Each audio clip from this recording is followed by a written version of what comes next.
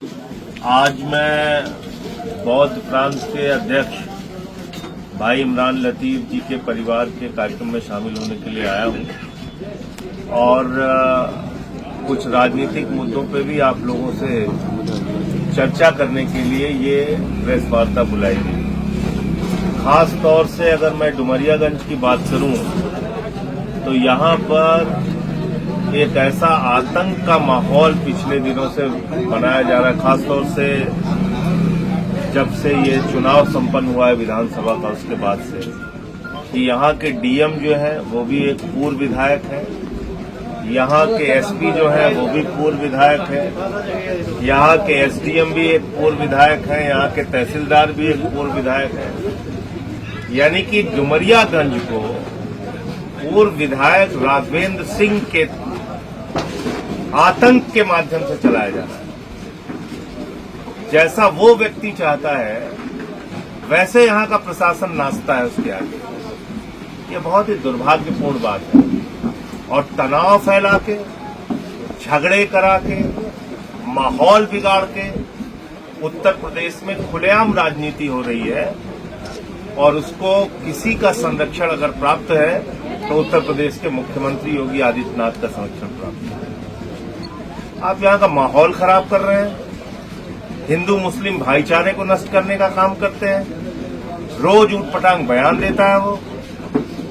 तो उसके खिलाफ अगर सबसे सशक्त और मजबूत आवाज कोई है यहाँ तो हमारे इमरान लतीफ जी हैं, जो दिन रात उनकी जाति, उनके अत्याचार के खिलाफ लड़ाई लड़ रहे हैं और इसका खामियाजा भी इनको भुगतना पड़ा।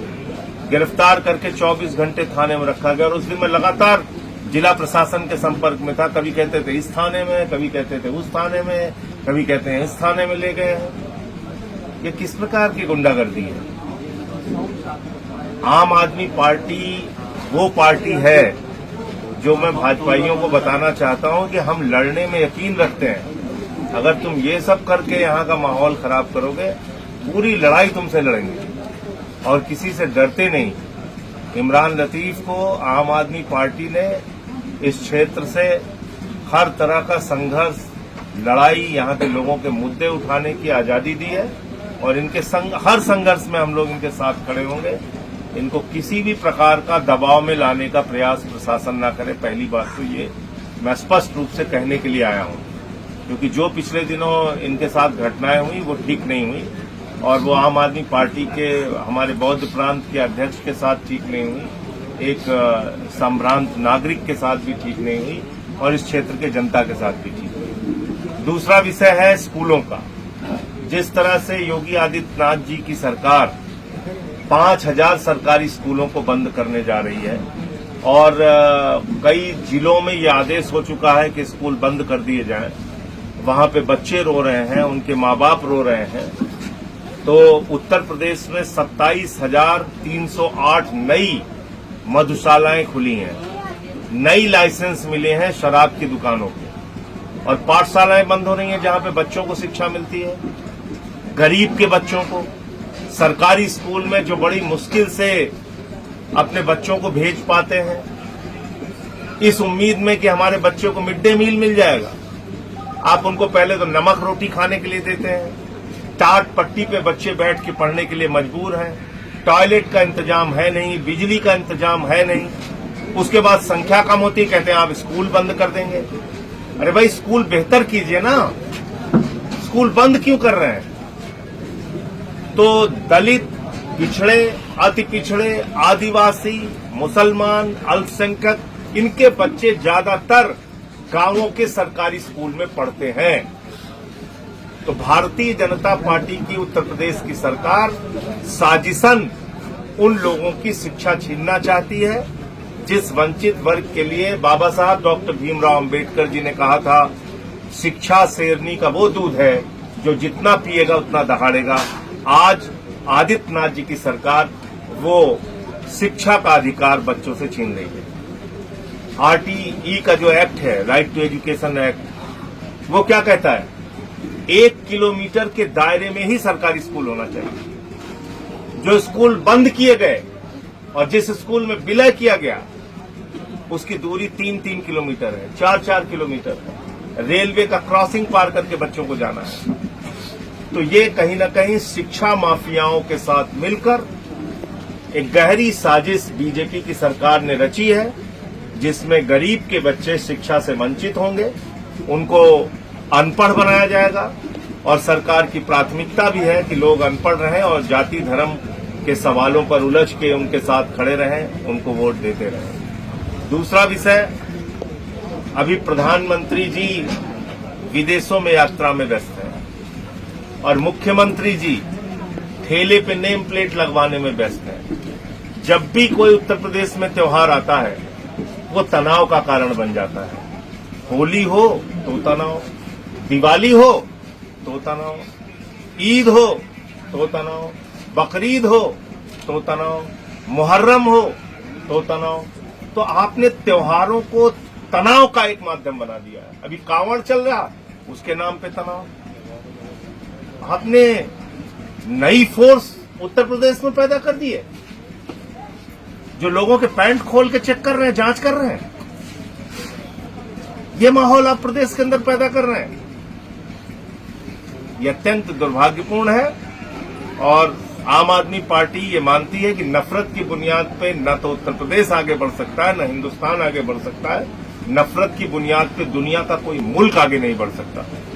तो हम लोग पिछड़े रहें, शोषित रहें, यही सरकार की मंशा है, यही बीजेपी की मंशा है। इसलिए ये नए नए ड्रामे, कभी कभी कांवड़ के नाम पे, कभी किसी, अब कांवड़ के नाम पे नेम प्लेट लोग लगवा देंगे। कोई लिखेगा अपने जाटव ढाबा, निषाद ढाबा, तो आपके लोग जाके उसकी चुटिया काट देंगे। अब तो कथावाचक की चुटिया काट दे रहे हो, तो आप उनके भी जाके चुटिया काट देंगे। वहां खाना खाने नहीं जाएगा कोई कि ये दलित है, ये पिछड़ा है। तो इस प्रकार की जो भेदभाव की राजनीति उत्तर प्रदेश में चल रही है, ये अच्छी नहीं है। आम आदमी पार्टी इसका विरोध करती है पूरी तरीके से। और आज हम ये भी जानकारी पूरे प्रदेश को आपके माध्यम से देना चाहते हैं कि कल से मधुशाला नहीं पाठशाला चाहिए।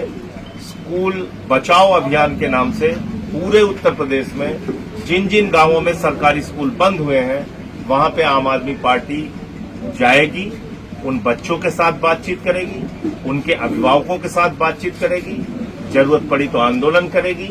और कल जो हाई कोर्ट का फैसला आया है, उससे हम लोगों को बड़ी निराशा हुई है, क्योंकि बच्चे बड़ी उम्मीद से गए थे कि सरकार ने तो साथ नहीं दिया, स्कूल बंद कर दिया।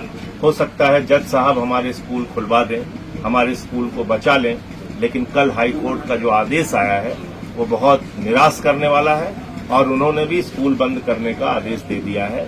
तो अब एक ही ऑप्शन बचता है, एक ही विकल्प बचता है कि मैं इस फैसले के खिलाफ सुप्रीम कोर्ट जाऊं, जिसकी तैयारी मैं कर रहा हूं। और कुछ वरिष्ठ अधिवक्ताओं से मेरी बातचीत दिल्ली में हुई है। उत्तर प्रदेश में सरकारी स्कूलों को बंद करने के फैसले के खिलाफ, हाई कोर्ट के आदेश के खिलाफ सुप्रीम कोर्ट में मैं जाऊंगा। मुझे इतनी बात कहनी थी। आपका कोई प्रश्न हो? सर, जो विपक्ष के लोग नेता हैं, उनका कहना है कि वोटर लिस्ट में जो है खेला कर रही है। देखिए, वोटर लिस्ट के लिए जो नियम बनाए गए हैं वो इस देश में नागरिकता को खत्म करने की एक शुरुआत है। और अब आप देखिएगा कि अगर यही चीज यूपी में लागू हो गई तो ज्यादातर गरीब लोग अपना वोटर ही नहीं बन पाएंगे, वो मतदाता सूची में अपना नाम नहीं लिखवा पाएंगे। आप मुझे बताइए, आधार कार्ड आप मान नहीं रहे हैं, राशन कार्ड आप मान नहीं रहे हैं, बिजली का बिल आप मान नहीं रहे हैं, जो भी और प्रमाण पहले माने जाते थे कि भाई पासबुक आप मान नहीं रहे हैं। आप कह रहे हैं आप अपना जन्म प्रमाण पत्र लेके आइए, अपने माँ बाप का भी जन्म प्रमाण पत्र लेके आइए, तब आप मतदाता सूची में शामिल हो सकते हैं। और ऐसा करने के लिए सिर्फ आपके पास 1 महीने का वक्त है। मुझे बता दीजिए कौन बना लेगा। और जो बिहार के लोग दिल्ली में रह रहे हैं, मुंबई में रह रहे हैं, सूरत में रह रहे हैं, वो क्या करेंगे बेचारे? वो कैसे बनवाएंगे जन्म प्रमाण पत्र अपना? तो मतदाता सूची से जो बिहार के भाई बहन बाहर रहते हैं, मेहनत मजदूरी करते हैं, उनका वोट काटने की एक गहरी साजिश चुनाव आयोग की भारतीय जनता पार्टी के साथ मिलकर है। और भारतीय जनता पार्टी के इशारे पे चुनाव आयोग काम करता है। चुनाव आयोग उनके मुताबिक फैसले लेता है। ये भी अब एक सर्वविदित सत्य है, इसमें कहीं कोई इनकार नहीं किया जा सकता। इसलिए जो ये फरमान है, ये तुगलकी फरमान है कि 1 महीने के अंदर अपना और अपने माँ बाप का जन्म प्रमाण पत्र दिखाइए, तभी आप मतदाता सूची में आपका नाम रहेगा। आम आदमी पार्टी इसके खिलाफ है और जब 21 जुलाई से सत्र शुरू होगा तो इस मुद्दे को प्रमुखता से सदन में मैं उठाने का प्रयास करूंगा और जो स्कूल का मुद्दा है ये भी संसद में उठाएंगे। बिहार में कितनी सीटों पर उत्तर प्रदेश में सरकारी स्कूलों का बंद होना, 26,000 सरकारी स्कूल पहले ही यूपी में बंद हो चुके हैं। आपकी जानकारी के लिए बता दें, 4 साल में 42 लाख बच्चे सरकारी स्कूल की शिक्षा से वंचित हो चुके हैं और अब 5,000 नए सरकारी स्कूल आप बंद करने जा रहे हैं और ये आंकड़ा मेरे ख्याल से 27,000 का है। ये तो एक पहली खेप है।